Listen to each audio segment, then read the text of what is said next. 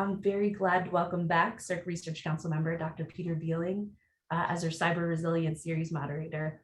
I've said it before, but we are very lucky to have Dr. Beeling, who in addition to his SERC Council membership role and research roles within the SERC, is a professor in the Grado Department of Industrial and Systems Engineering, as well as an associate director of the Intelligent Systems Laboratory and the Hume Center for National Security and Technology at Virginia Tech. His research interests lie at the intersections of systems engineering and artificial intelligence, and include AI adoption, reinforcement learning, transfer learning, and digital engineering. His research has found application in a variety of domains, including mission engineering, cyber resilience of cyber physical systems, prognostics, and health management and smart manufacturing. So in short, he's a thought leader in the field, and we thank you again, Peter, for curating and moderating the series. Well, thank you very much, Mimi. It's my great pleasure to do this, and that really comes from the opportunity to host talks like today. Today it's my great pleasure and honor to introduce Ms. Melinda Reed as our final speaker in our cyber resilience series, and I think it's appropriate that Ms. Reed is bringing a close to this series because of her incredible perspective on the whole topic, not just of cyber resilience, but of how that fits together with other topics in security and engineering, and in the nation's positioning with regard to technology. I think it's an unmatched perspective, and I'm so excited and to have her here and honored to have the position of introducing her. So Ms. Reed is the Director for Systems Security in the Science and Technology Program Protection Office in OUSD R&E, and mentioned some of the perspective that she brings. So that really comes from experience in being an executive for policy, guidance, education, and methods to ensure defense systems perform free of known vulnerabilities and exploitation. Her responsibilities include overseeing DoD's initiatives in secure cyber resilient engineering, which will be a focus of today's talk, one of the focal points. Program protection, hardware, software, and system assurance, supply chain management, designed for exportability, anti-tamper, and control of technical information. Ms. Reed is a recipient of the Undersecretary of Defense ATL Award for Excellence and the Assistant Secretary of the Navy RDNA Acquisition Excellence Award. And my favorite part of her bio is that she has a degree in industrial engineering from Oregon State University. Yay, industrial engineers. So Ms. Reed, it's a real honor. Thanks so much for joining us. The floor is all yours. Thank you, Peter, and thank you for inviting me to this forum. Such an honor and a true opportunity. When working and partnering with the SERC for a number of years now, and the reason I highlight this here particular slide is bringing all of that back on what that problem statement was even before 2018, and it's that evolving and complex nature of all of those challenges that were presented by the critical systems that we have, trying to incorporate those cybersecurity requirements. And so how do we translate that? And in particular, in very high tempo, contested environments, not just only cyberspace, but operationally contested platforms where you have space, weight, power limitations, and interfaces and connections that are truly dependent upon one another. And so through that, as we have our engineering community working to translate or understand those requirements that are coming to them from the cyber community, how do we educate and train not only our future generation, which I have one right now who is we're looking at universities and colleges and seeing how the curriculum has started to evolve, but also our current workforce within the department, within industry, within academia, and also our what I call our graybeards. How do we adopt those and adapt those? And so back with the SERC, and such an honor to have the SERC as part of this, we had thought, boy, well, how about what if we could just incorporate and codify and capture a whole degree or include that into the engineering curriculum piece. And through all of those discussions, we realized, well, it's not really as easy as we had hoped. It's not an overnight solution, and it's going to take some time, and we need to understand those methods and those processes. And so from an engineering perspective, that's where we take off to the next set of goals and objectives on how to proceed through those methods. Can you go to the next slide? So when we talk weapon systems, we have, as I said earlier, a variety of, I will call constraints, because we really do have to think about those space, weight, and power limitations, where those systems are going to be operating. We need to think about being able to, how do you update those? Where do you update those? And in some cases, how can you design in such a manner that you would understand those changes? And what are those implications? Not only is it just a cyber risk, but what does that mean? And as we go back to the earlier problem set, which was from a department perspective, and my experiences having been in a program office and been a chief engineer in that program office, the different implementing or challenges that you face in the true design of that.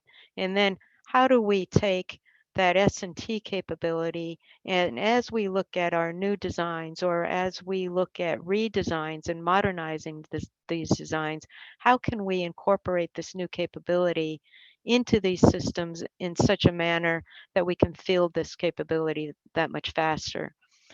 And so starting out on all of those challenges, what we had seen even before we got to that workshop with the SERC is the differences in understanding across the many different functional activities and the functional organizations and the functional responsibilities of individuals putting these systems together.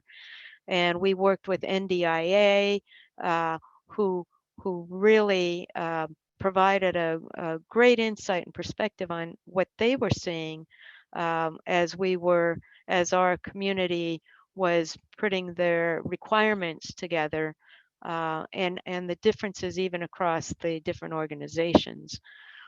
We then looked at what are those requirements and how do you think about them? If you don't use the term cyber, does that mean you're not doing cyber at all? And so part of those challenges is, how do you clarify what cyber means in those particular instances? And I know resiliency comes into all of this, and resiliency is, as we are learning and as we are understanding it, it depends. It depends on where it is. It depends on what it is. It depends on when it is. And so it's an instance. But how can we design these systems in such a manner that they are secure, that they are resilient to a known set of cyber activities, and that they can deliver required capability in that manner under those presence of adverse conditions, which might not even be a cyber adversarial condition. It might be something that happens due to some failure within the equipment, not due to a cyber activity. And so when you look at the different characteristics of these weapon systems, what are those things that the engineering community needs to think about?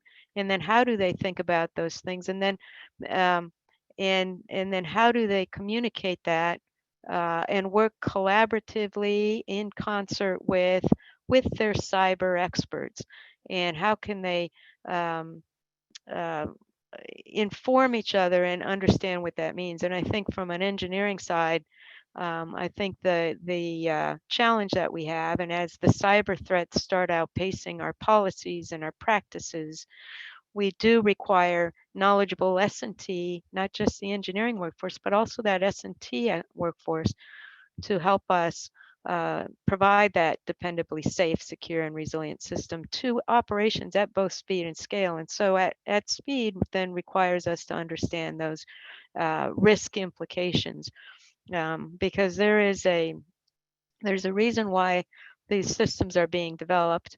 There is always a cost associated with that, and there's a schedule. So the schedule isn't necessarily dependent upon the program manager who owns that program, but they're trying to meet an operational need. When does the operational community need that?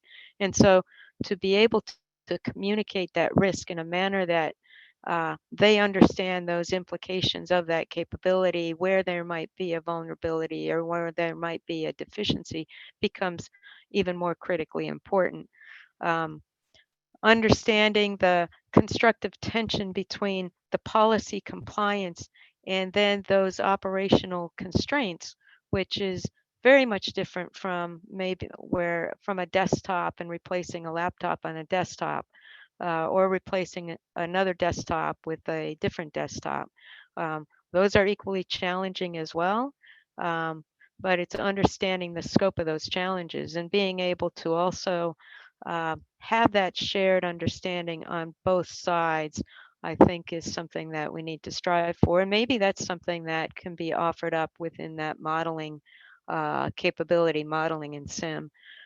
Going back to the cyber risk and the technical performance risk, those are, when somebody says cyber, I always ask them what they mean by that, because cyber, as we find often, means something different to everyone.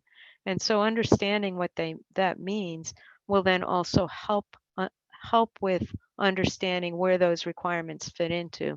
And then from a cyber technology solution perspective, it should be more than just, do they have that technology solution? It should be more on, what is the space, what is the weight, what is the interface requirements for all of that, because knowing those and understanding those will make that ability to have it more modular. And it will help understand where to put that capability. And there might be reasons why you can't put a particular defensive capability in a particular part of that architecture.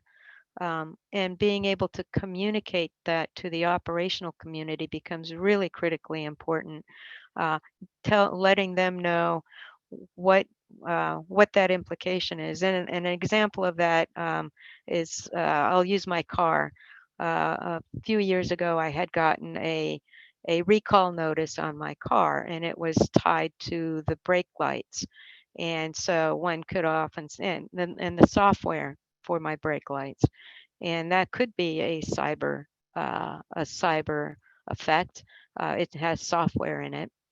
Well, if there was a software issue in that, the fact if I were to step on my brakes, my brake lights might not come on. So they told me all of that on my recall notice.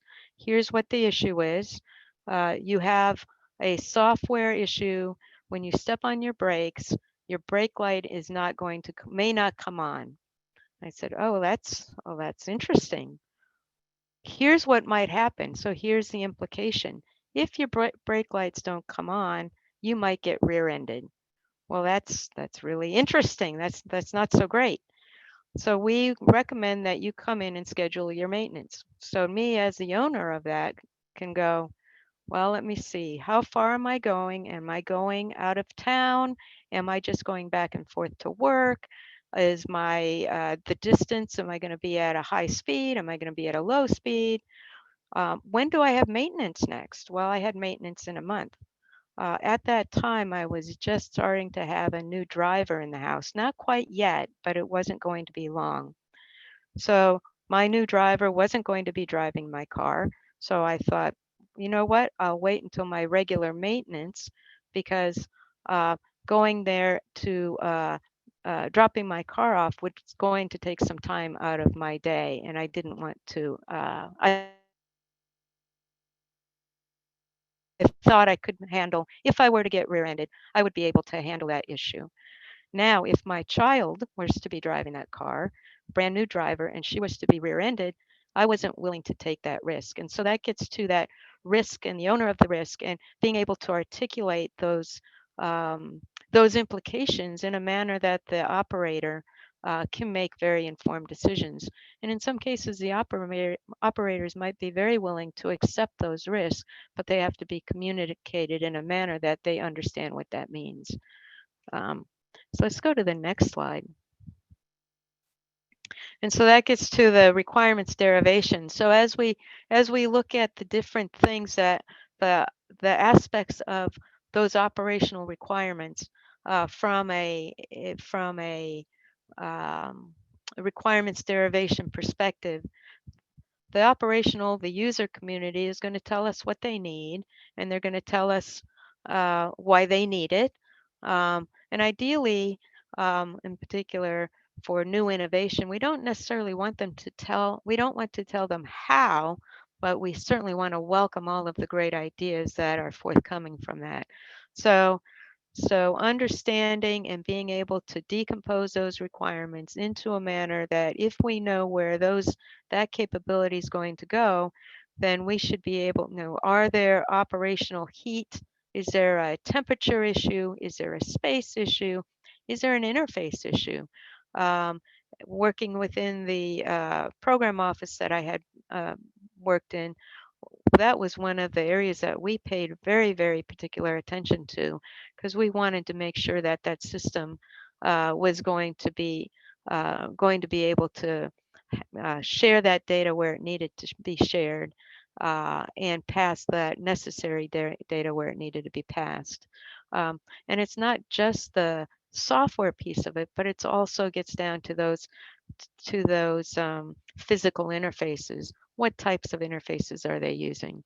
And so then you get into that system architecture piece, and oftentimes it's, is it a brand new architecture, and understanding that software, and how do we model that, and how do we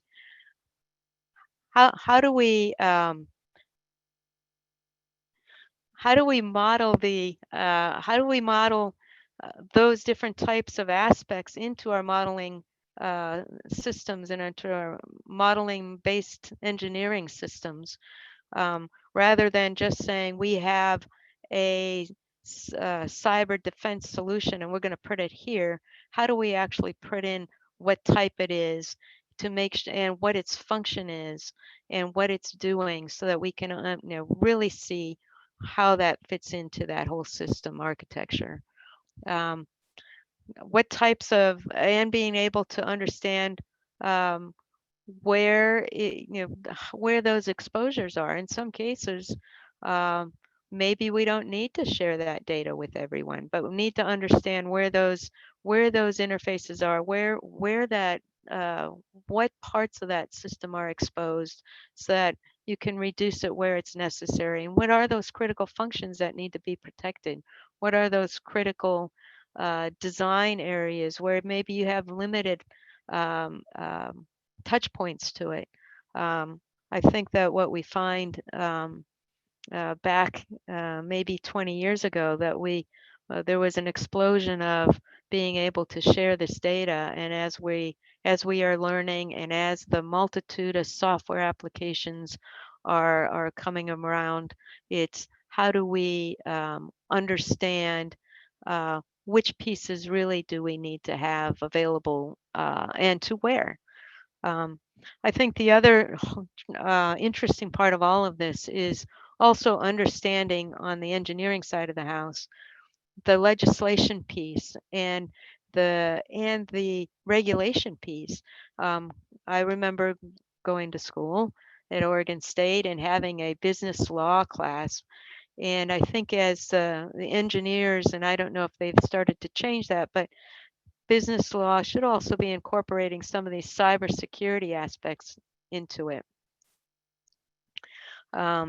which it's been a while, and so hopefully, that's an opportunity to kind of add in where this attention is. Being able to measure security and those cyber outcomes also is very, very a challenge that we need to address. And how do we do that? If it says cyber in there, and if we can clarify what that means, can we actually then have testable, measurable requirements? And I think that's where we are always looking for, and using maybe the modeling and simulation tools can help us do that.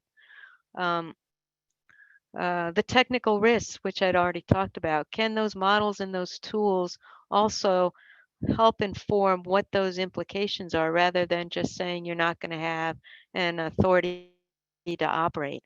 Maybe you can really identify what that risk is, and then be a little bit more where we are better able to accept these known risks, and then be able to track where there might be future vulnerabilities, because that's the other area, is if there is something that comes up, software, there is always new discoveries of vulnerabilities.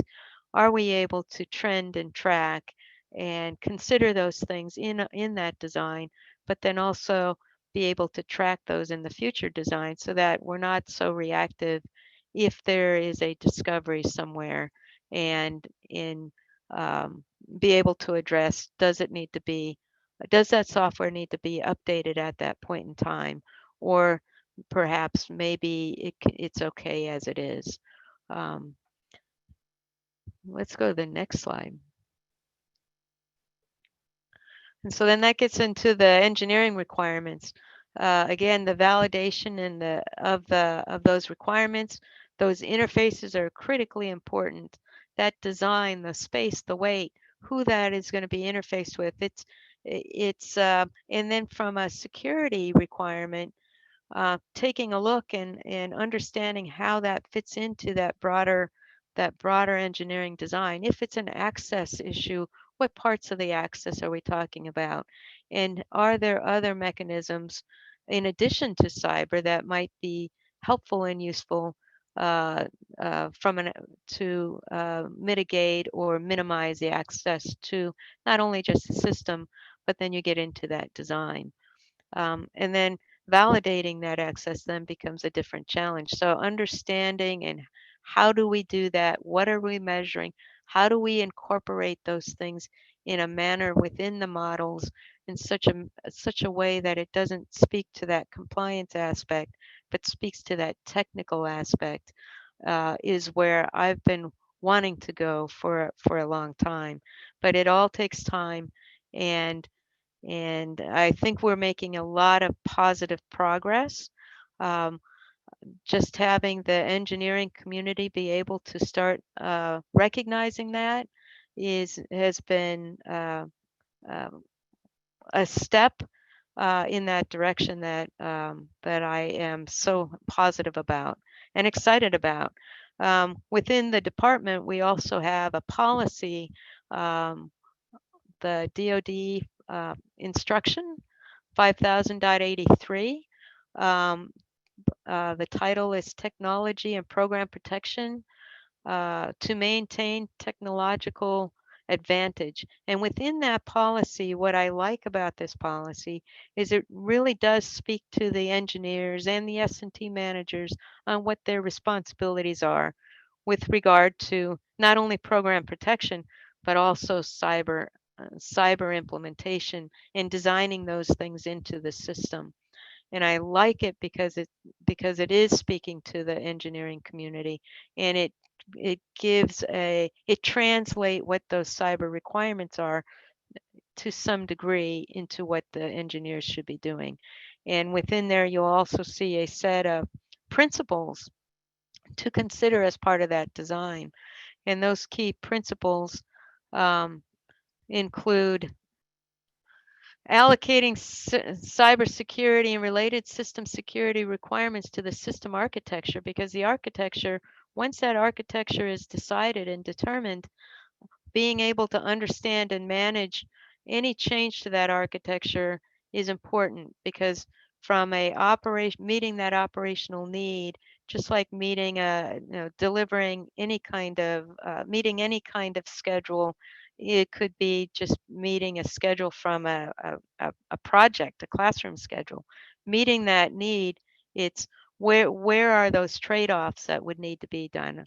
The system architecture done early allows one to understand um, where those vulnerabilities are, right? Or allows one to understand what they are and when they might occur.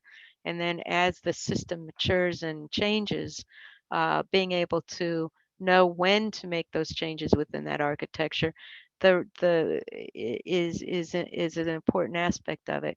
And as that system gets um, further down in that production schedule, well, then maybe those decisions on what you do to mitigate some of these challenges might be more than on having a more experienced operator. Going back to my example with the car, um, I would be a more experienced operator over my daughter um, in that particular case.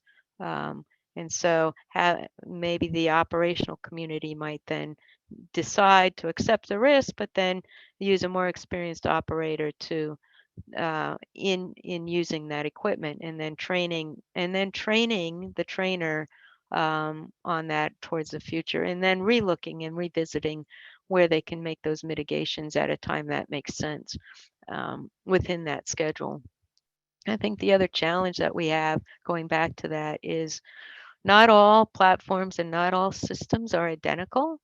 And so when there's a model for a class of systems, right, it becomes really important to understand that it's a class of systems, and maybe the actual system itself might be different. It's like our cars again. Uh, might have different models of the same car, or different years of the same car, but how they're, the display might be different.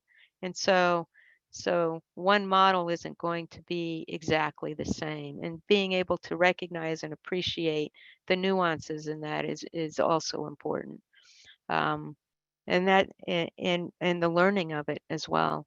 Um, is the system, going back to the security requirements, is it structured to protect and preserve system function and the resources, such as through segmentation, separation, isolation, or partitioning?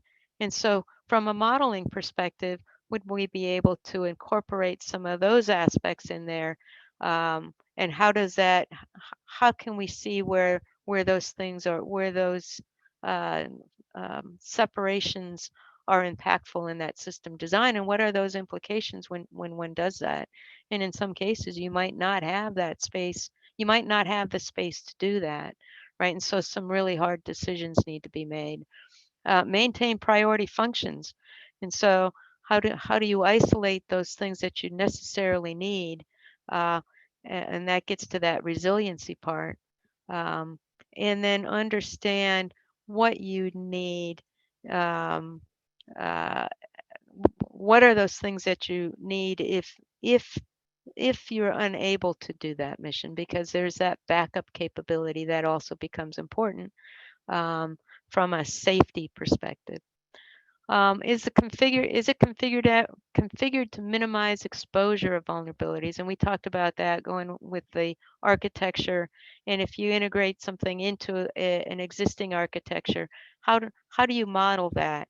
And if it's a system that's already developed and designed, and you're modifying that system or doing a modification of that system, how then do you replicate or incorporate those changes that might affect that rest of that system? Because you might not have all of that understanding.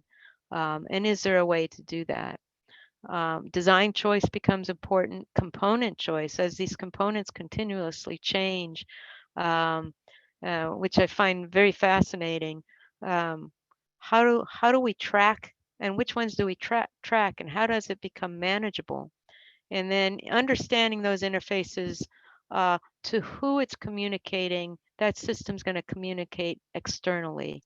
Um, Another aspect that we often might not know as well, and what are those vulnerabilities that are introduced back into that system. And so how do we think about that? Again, from a car perspective, if there's an update on the car, software update, is that in turn, how do you look at that from introducing vulnerabilities through a known software update? Um, so going back to those security requirements, how do they complement each other? How do we know, how do we communicate back to the cybersecurity community that the implementation of the engineering side, because it might not speak to cyber per se, but it is addressing those same requirements. How do we have that constructive conversation? How do we educate and train our engineering community to be able to have those constructive conversations with the information technology, with the cyber defense community, so that those tools, those solutions are appropriately incorporated, and we also don't leave a seam because we're just addressing a policy compliance aspect. Um, so it's been a journey. My goal has always been to have a knowledgeable system security engineering, a secure cyber resilient engineering workforce, the engineering side who understands the uh, the requirements of that system, trying to make that system meet the need, meet those needs, those engineering needs. Um, and then being able to make trade-offs where it makes sense from a risk acceptance perspective to meet an operational need, being able to communicate that risk in a manner that the operational community can understand what type of mitigations they would need to think about if there's a gap within that design. Um, and another reason why the engineering side needs to really ask, what do you mean by cyber? And let me ask you more questions so that I can better understand. Technical risks and mitigations, being able to understand which mitigations apply, being able to track those cyber defense solutions from their make and their model, and not just the fact, again, that they have one, but the make and the model also becomes very, very important. And then tailoring that to the operational requirements. There, those environments that they operate in um, are not are very rigorous, I would say, and being able to understand how to fit those into that system, what they need to meet. In my days in the program office, the temperature became a very and we're seeing it now with the way the climate is going. Temperature becomes very, very important, and our equipment needs to be able to withstand these high temperatures, and and and sometimes our technology may not be able to do that, but understanding what those temperature requirements are rather than just saying you need to include some kind of defensive solution in there without understanding all of those other aspects around it is important. Reducing some of those compliance activities. And what I mean by that is having those conversations again, where it's not just about compliance, but more about validating and understanding those requirements in a manner that we understand what those known vulnerabilities are, and where potential vulnerabilities might occur. The software, as we know, it could be good today, and then great discovery processes that we have, there might be a vulnerability discovered the next day. And so being able to track and understand what software that is and where what that implication of that vulnerability makes it more proactive rather than reactive. And then how do we innovate? How do we use these models and these tools and the model-based system engineering to be able to field this, these new innovations and integrate these new innovations into our systems faster and get that capability out to our operators when they need it. And I think that is my last slide. Any questions?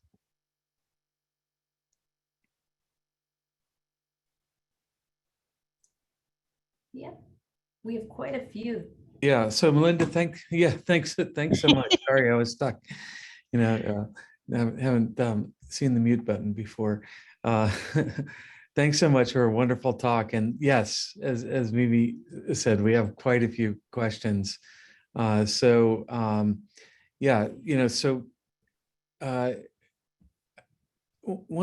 the, I think there's a kind of theme of trying to understand from several of the questions that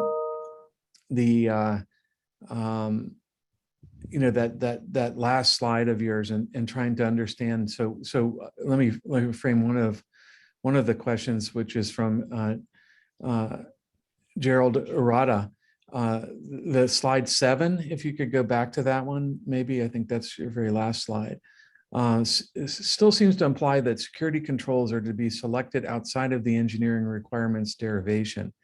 Is that the intent? So maybe commenting on that kind of sequence of events. And I think there are a few questions that were kind of similar in spirit in a way. So John Salwin asked, are there specific SCRE measures and metrics beyond KSA's, KPPs, measures of performance, measures of efficiency? And so I think those are related kinds of questions in the sense of trying to get at what's the where's the chicken, where's the egg, and things like that in the process. Sure. So going to that slide 7, and while it shows that it's outside of the process, it's really part of the process. One of the things that we've discovered, and that gets back to that constructive tension, is the security controls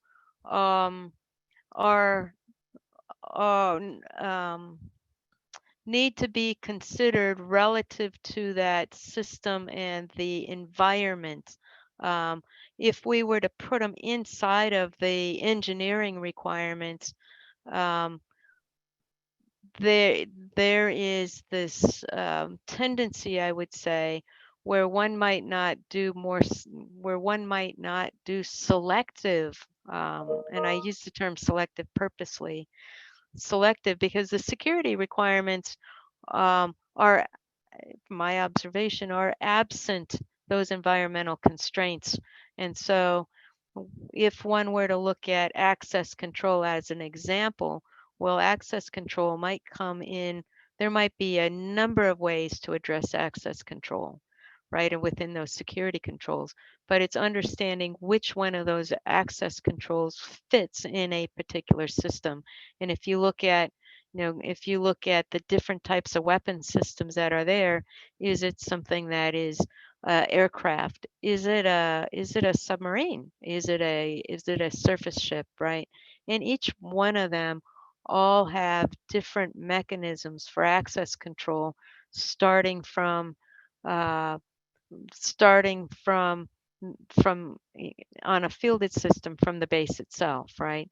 And so there's layered access control protections. And then when you get into that system, then you have to think about, well, what types of access control goes into that system?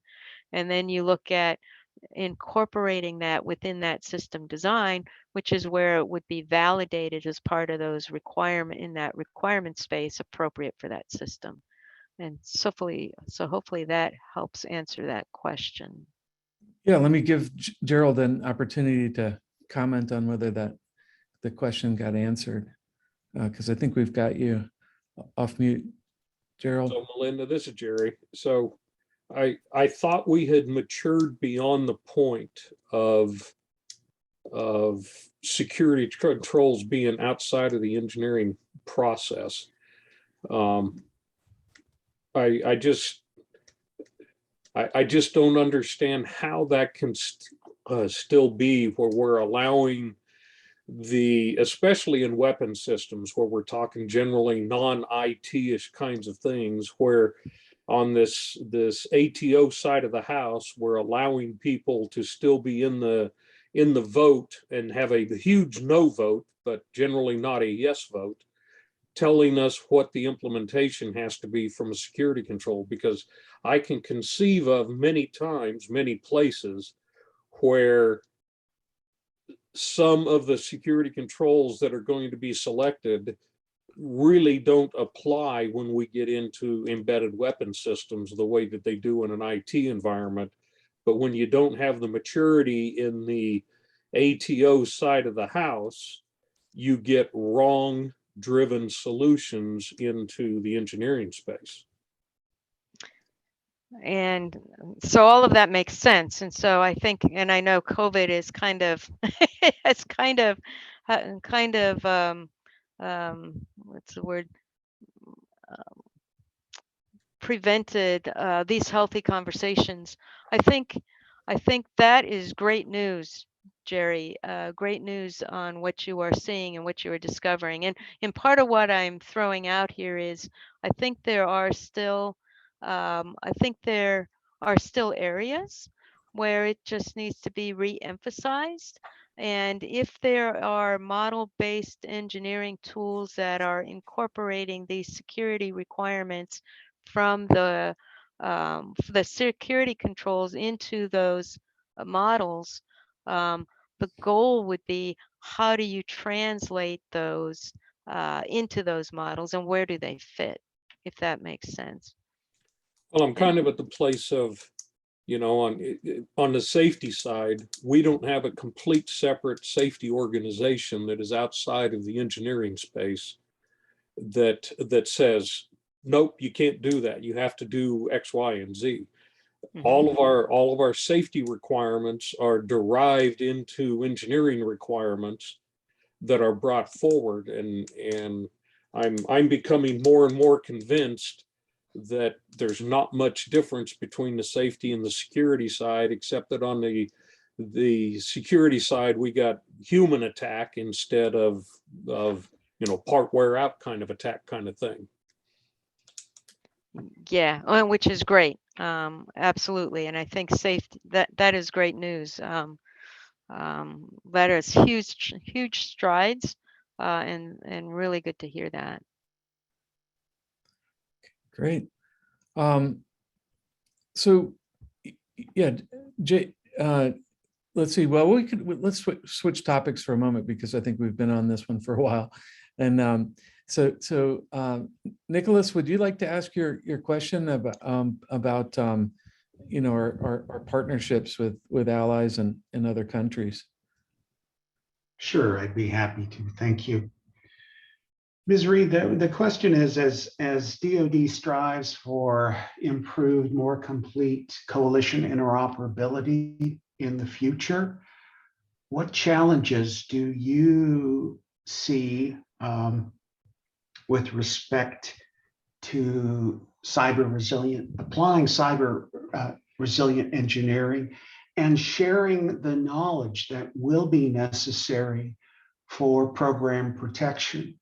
And as an adjunct to this question, should DoD be more concerned or more aware of program protection plans and activities amongst our coalition partners? Thank you. So I think the methods and the practices that we have, very much we should be sharing with our international trusted partners. With regard to a program protection plan, I think those the program protection plans are specific to a particular system, and I think that is more of a relationship with each one of these program managers and their partnerships with their international partners as they build and design these systems. I think all of that is important, and we value our international partners, and all of that coalition interoperability. And I can't speak to.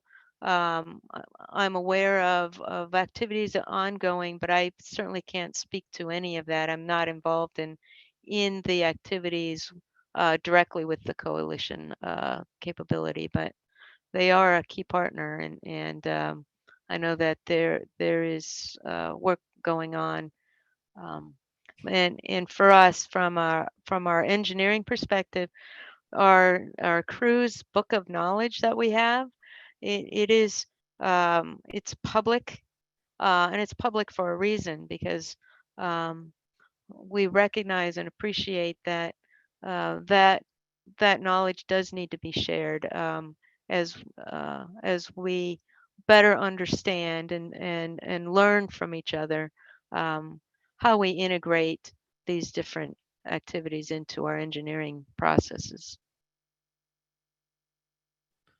Great, thanks so much. So we have a long list of questions. They keep coming in. So let me ask: Is Jay Mandelbaum on? Can we get him unmiked if you're available, Jay?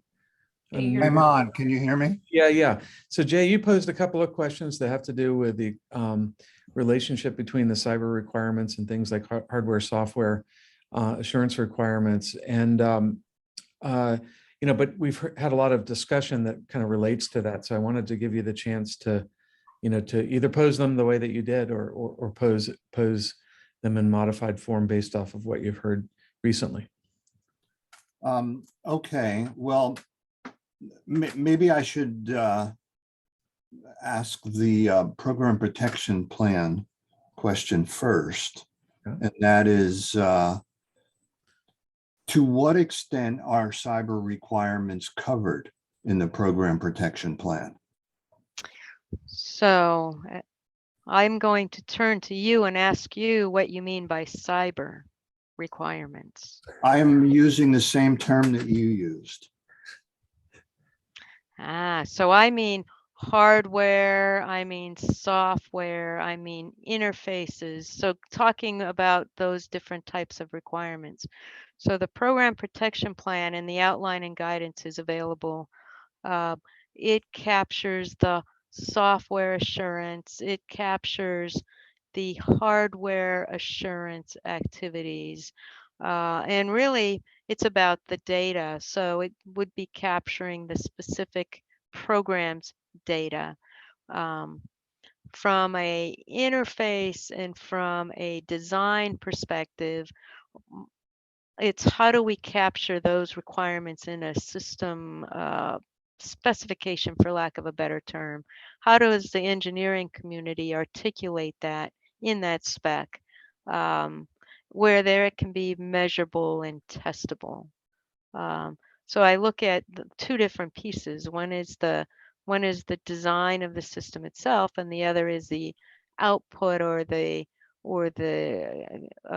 requirements or the specific component requirements within the PPP. Great, thank you. So John Salwin and Elijah Evans have each asked questions that fold together. Are there specific SCRE measures or metrics beyond KSAs, KPPs, MOPs, or MOEs?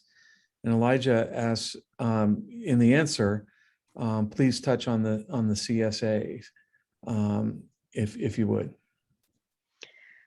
So we do not have specific, I'll say it this way, the KSAs and the KPPs, and that gets down to that the derivation of those requirements. There is no specific KSA, there is no specific KPP for the secure cyber resilient engineering measures, just as, and they could be captured as part of just a part of any of those. And the challenge that we have is, how do we measure and what are we measuring that is related to cyber, right? So that we know that, what's testable and what's measurable. So right now we do not. And I'm not promoting that we create a KSA or a KPP. I do believe they're just part of what is already identified as KSAs and KPPs and those other activities. Great, thank you. So Greg, Tuul asks, from a policy standpoint, how do you interact with U.S. Cybercom and the other combatant commands, and in order to best understand their operational cyber requirements, and how do they get into the S&T priorities and pipeline? So we had an engagement, maybe it was last August, with Cybercom, and really did find that it was a great conversation. It was a great discussion, and did see some interesting areas where we could collaborate or refine and better, maybe possibly look at improving upon or providing further clarification. We have not had that opportunity to step through, meet with them again on those particular aspects of it. But I do think there are areas where there could be more clarity, in particular, going back to integrating capability into these systems, understanding what is what the defensive tools are doing, and what those tools provide and how they fit in that system. And I think there's other activities surrounding that could also be captured in that model to better see where there might be complementary requirements, or where there might be areas that would be able to be further refined and better provide where some responsibilities lie. Hopefully that helps. Yeah, great, thank you. So yeah, I think let me ask Sarah Standard if she'd be willing to pose her questions directly, because they're kind of tied together with some of the other topics that we've discussed, and so might have been modified over time. Sarah, are you out there? I can't, am I unmuted? I'm trying to unmute. You are, Okay. You're good. All right, so hi, Ms. Reed, thank you for your presentation. And Mike, I guess what I'm riffing off of what others were asking with respect to the RMF requirements not being decomposed into the detailed system specification. I have seen programs do that and do it, or are actively doing it, like GBSD. And what I'm curious about is how we reconcile that. Some people say it doesn't work, and your position that it doesn't need to be done because we should be engineering smarter, with the PM guidance, right? The RMF program manager's guidebook that was co-signed by formerly the AT&L and DoD CIO. Do we need to pull that guidance off? Because I'm pretty sure there's some programs out there following it. Thank you. Thank you, Sarah. I think so, which is one of the, as you're highlighting, I think part of that constructive conversation. So I think there's opportunities to revisit all of it, and in partnership, obviously, with the CIO, and how do we provide that clarity, and going back to Jerry's feedback, I think there there's great progress being made, and I don't want us to necessarily go backwards on any of that. From a DoD RMF Program Manager's Guide, because Google is there, I think there's always going to be opportunities to find that guidebook. The question then becomes, how do we continue to promulgate or provide clarity to the workforce on how those requirements and like the standards area that we have, the Secure Cyber Resilient Engineering Standards area, how do we help provide the clarity on how those requirements can be integrated or brought into that system? Again, it gets down to, I think, really sitting down and thinking about what are those things that would be brought into that system, and where do they be brought into that system? I don't know if that fully answered that question, but I do I think appreciate it. more work does need to be done in that area. Agreed. Agreed. Thank you. Thank you, Ms. Reed. And let me ask, Aaron Jacobson, if Aaron, would you like to come on?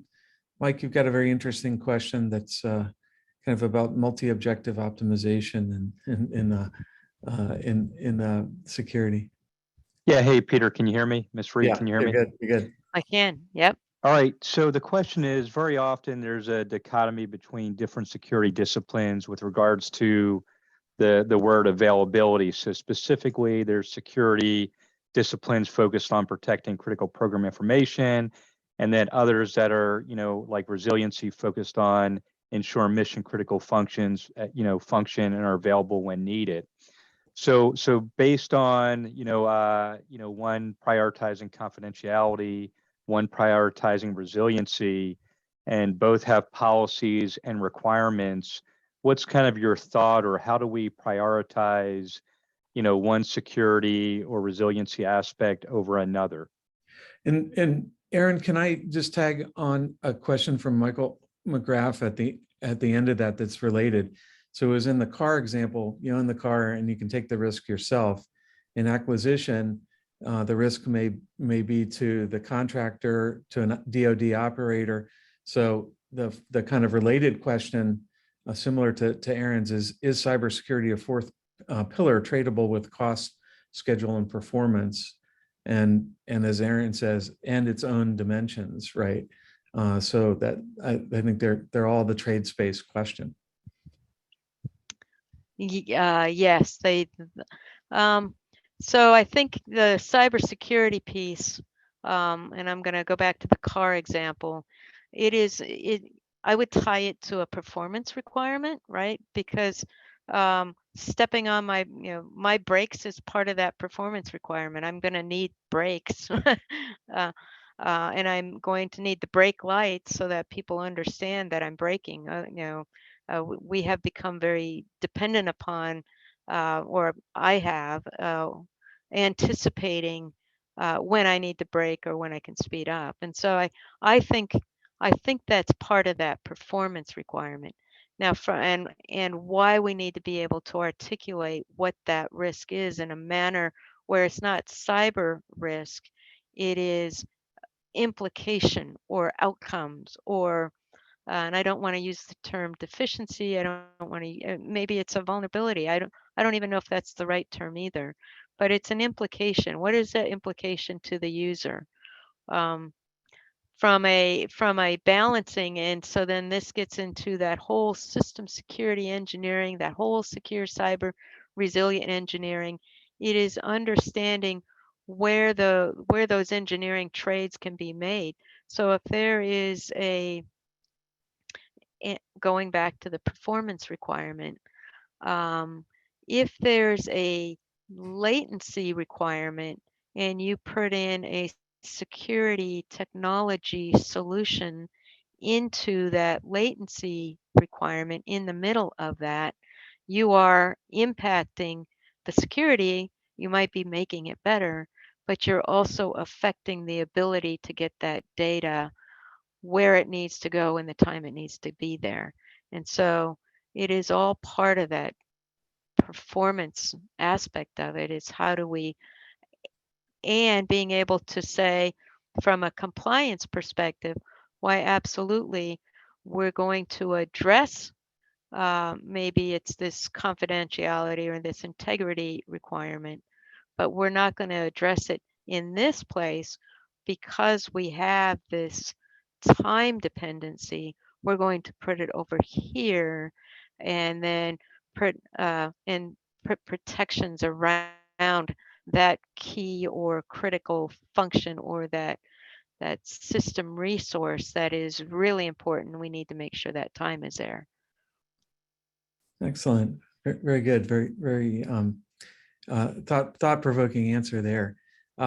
So I think that, we have two more questions, but one from Ken Craig and one from Marilee Orr, but I think both of them have left, unfortunately. But so I think we will stop the questions here, given that we're a little bit over time. And Ms. Reed, thanks so much for wonderful talk. We had a lot of interesting discussion going on in the chat, in addition, that you probably didn't see, but there was a lot of stimulated discussion going on, including about the car. So lots of people wondering whether which is great, and the whole reason that I feed these slides up. Yeah, they were wondering in which part car it is. Yeah, whether hand signals would be Oh. would be a sufficient resilient mode of operation while you're waiting to get it fixed. So thank you again, Ms. Reed, and thank you to everyone who's joined us today in this community. We really appreciate it, and really enjoyed the experience. Thank you. Thank you, everyone, and thank you, Peter and SERC.